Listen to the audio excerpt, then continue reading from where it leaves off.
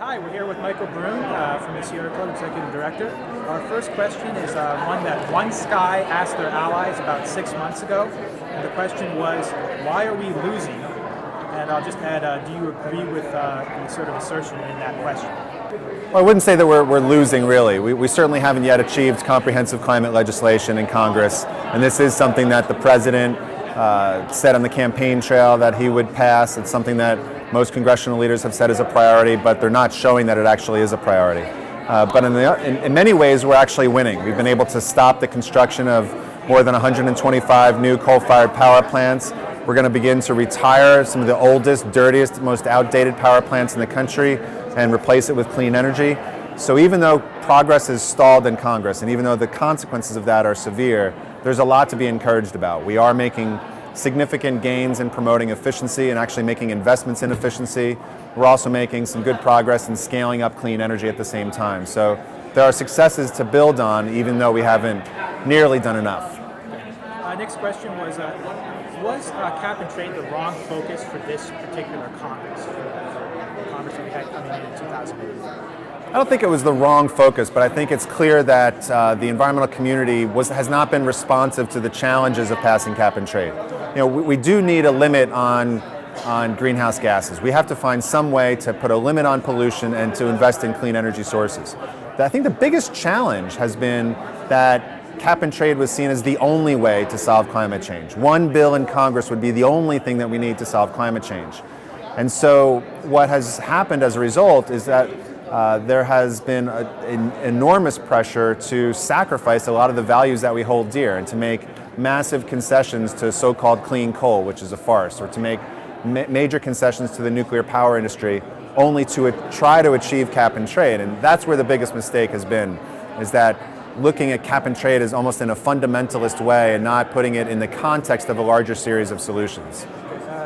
That kind of gets at my next question, which was, the topic of the panel initially had been sort of big green versus little green. Just, are those concessions sort of the guts of what the conflict, the proposed conflict is those concessions? Yeah, I would say, if there's one thing that large national environmental groups have been guilty of, has been in not speaking in plain, easy to understand terms about the fact that enormous concessions have been negotiated away, and those concessions have consequences. So rather than try to put some happy talk or a positive spin on the fact that big concessions to nuclear power have been given away or to so-called clean coal have been given away, there's been too much coming from some national environmental groups saying that everything is moving forward and Obama is showing great leadership and Congress is showing great leadership, when we really haven't seen that. So I think one of the biggest opportunities for correction is to have more groups, whether they're smaller or larger, talk in more clear and blunt and candid and honest terms about some of the trade-offs that are being negotiated. Trade-offs that the Sierra Club wouldn't support, but that may be being offered elsewhere.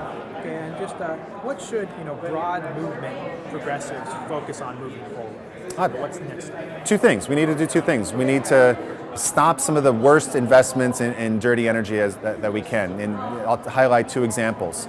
We need to stop the construction of any new coal-fired power plants and move beyond that to shut existing coal plants down.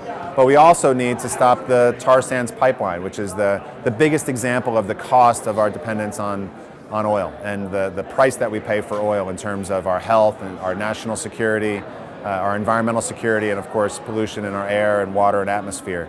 So we need to focus on stopping the worst of the worst. But then at the same time, we need to be more innovative and more aggressive at the local level and then national groups in actively promoting specific solutions.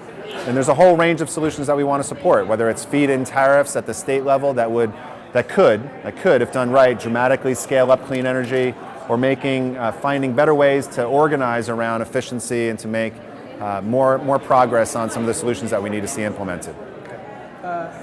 During the panel, I asked you a question about federal preemption of state laws that encourage clean energy economy. Is there sort of a standard position that you would suggest either Sierra Club or other groups try and take on that? And the sort of the context of that is that the American Power Act preempts local climate change trading programs, and also that Union of Concerned Scientists had sort of suggested the federal renewable energy standard really wasn't helping move forward on renewable energy development. Sure. So, Sure. Well, the position that we should take, the position that the Sierra Club has and that we encourage other groups, large and small, to take is that we will not stand for any degradation or delays or weakening of the Clean Air Act standards. We won't stand for any watering down of EPA's authority to protect public health. The Clean Air Act is about to celebrate its 40th anniversary. It's saved the lives of and improved the lives of millions of people. It's been one of the most effective regulations in our country's history at improving public health and improving the quality of life for tens of millions of Americans, and so we cannot give that away. And the second point is more generally that we shouldn't give away any of our tools that have been effective at helping to promote